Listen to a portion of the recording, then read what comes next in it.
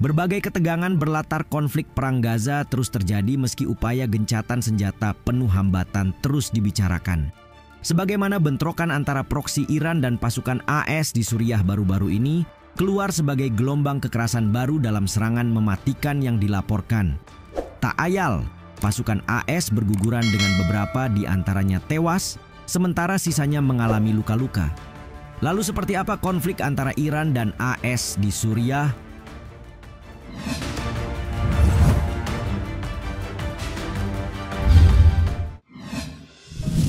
Pemerintah serang pasukan AS. Ketegangan meningkat di wilayah yang dikuasai oposisi di Suriah.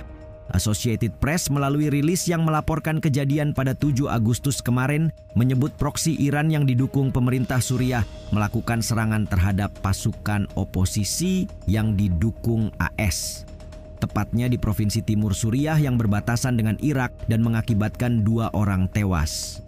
Pada malam di hari yang sama, insiden lainnya terjadi di sebelah barat setelah sebuah truk bom meledak di kota utara Azaz. Pertahanan sipil Suriah milik oposisi, White Helmets, mengatakan 9 orang tewas sedang 11 lainnya terluka. Sayangnya hingga berita dirilis, tidak ada satupun pihak yang mengaku bertanggung jawab atas serangan itu. Bentrokan di Provinsi Timur Suriah, Deir el-Zur, ini terjadi di tengah ketegangan tinggi di wilayah tersebut menyusul pembunuhan seorang komandan militer tinggi, kelompok militan Hizbullah Lebanon, Fuad Shukr, dan pemimpin kelompok Hamas Palestina, Ismail Haniyeh di Iran minggu lalu. Israel disalahkan atas kedua serangan itu dan Iran serta Hizbullah telah bersumpah untuk membalas. Begitulah, sejauh yang diketahui, bentrokan di Suriah Timur adalah yang paling intens dalam hitungan setahun terakhir, di mana kawasan pada daerah-daerah yang dimaksud mengacu pada tempat ratusan tentara AS telah dikerahkan ke sana sejak 2015 dengan kedok berperang melawan kelompok ISIS.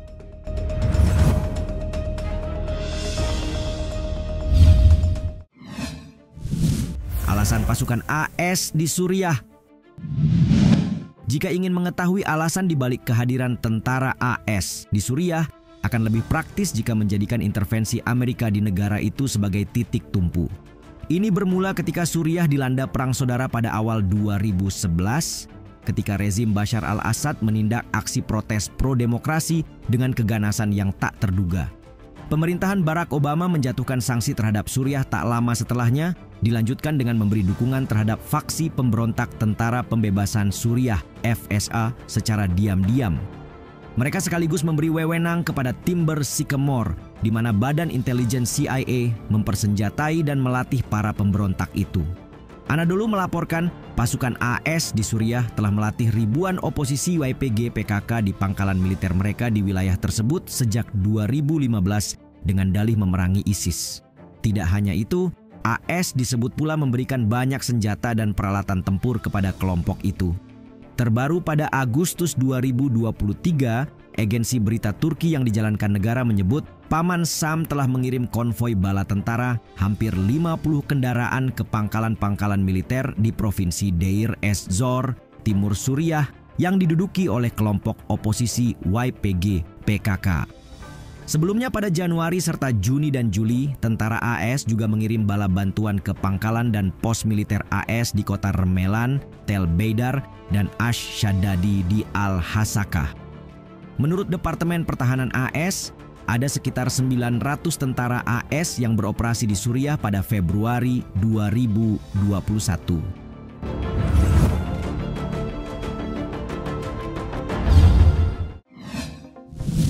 Iran dukung pemerintah Suriah. Hubungan antara Iran dan Suriah kerap disebut sebagai sebuah aliansi dan terjalin semakin erat ketika perang saudara pecah di Suriah.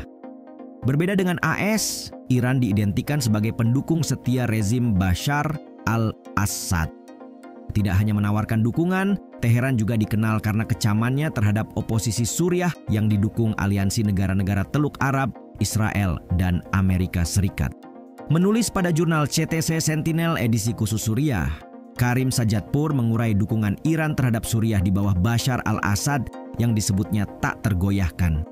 Menurutnya, tanpa bantuan militer dan dana dari Iran, rezim Assad mungkin sudah lama jatuh. Sebaliknya, Teheran menganggap Suriah sebagai garis pertahanan utama. Sehingga bila rezim Assad runtuh, maka Irak akan menjadi sasaran berikutnya oleh negara-negara barat. Penulis buku Reading Khamenei, The World View of Iran's Most Powerful Leader itu mengungkit motivasi Iran dalam mempertahankan rezim agar tetap berkuasa. Dalam hal ini, juga didorong oleh keprihatinan mendalam terhadap komposisi pemerintahan pasca Assad. Sebagaimana diketahui, mayoritas penduduk Arab di Suriah adalah Muslim Sunni. Karena itu, Iran khawatir akan prospek Suriah menjadi rezim sektarian Sunni yang selaras dengan Arab Saudi atau Amerika Serikat dan memusuhi Iran Syiah.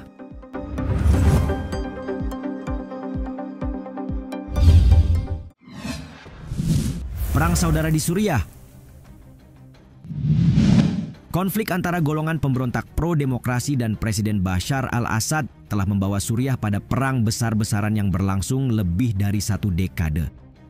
Kerugian yang dihadirkan pun tak main-main. Meski disebut perang saudara, konflik tersebut nyatanya melibatkan beberapa negara dan kelompok proksi. Lebih dari itu, data Pusat Dokumentasi Pelanggaran yang dikutip BBC mencatat 240.215 kematian terkait pertempuran telah didokumentasikan hingga Maret 2023, termasuk 145.765 diantaranya merupakan warga sipil. Lalu, akankah perang berakhir? Walaupun belum terwujud, bukan berarti itu tidak akan terjadi. Konflik Suriah pada akhirnya ditengahi dengan upaya Liga Arab, sampai pada akhirnya Menteri Luar Negeri Suriah Faisal Mekdad mengatakan pada tahun lalu bahwa Suriah ingin menormalisasi hubungan dengan negara-negara di kawasan Arab setelah isolasi politik yang tercipta. Alhasil, hubungan antara Suriah dan Arab Saudi juga Turki kembali membaik di tahun 2023. Sebelumnya, kedua negara Timur Tengah itu sempat mendukung pihak oposisi Suriah. Sejalan dengan itu, Menteri Luar Negeri Iran Hossein Amir Abdollahian mengatakan negaranya turut menyambut setiap inisiatif untuk pembicaraan yang bertujuan mencapai pemahaman di kawasan itu, termasuk pertemuan antara 4 negara yaitu Iran, Rusia, Suriah, dan Turki untuk menyelesaikan krisis Suriah.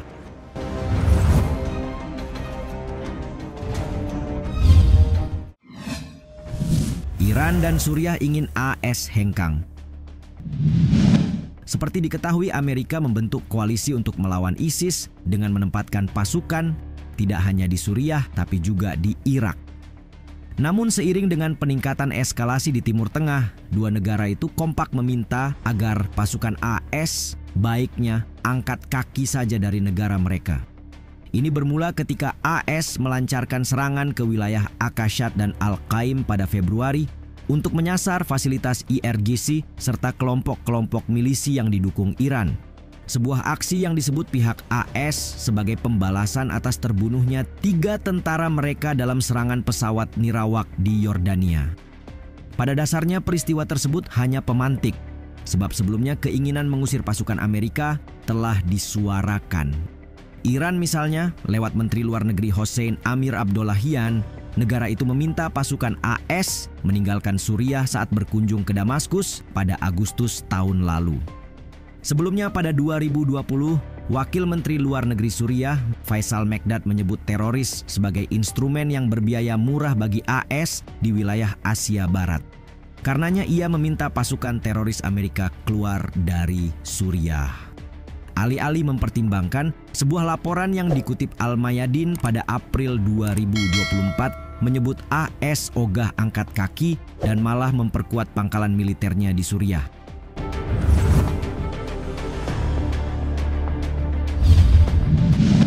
AS selama bertahun-tahun meletakkan kepentingan di Timur Tengah dan telah berbuat banyak dalam serangkaian peran yang diciptakan. Kini, sedikit banyak pengaruhnya mulai rentan di Suriah.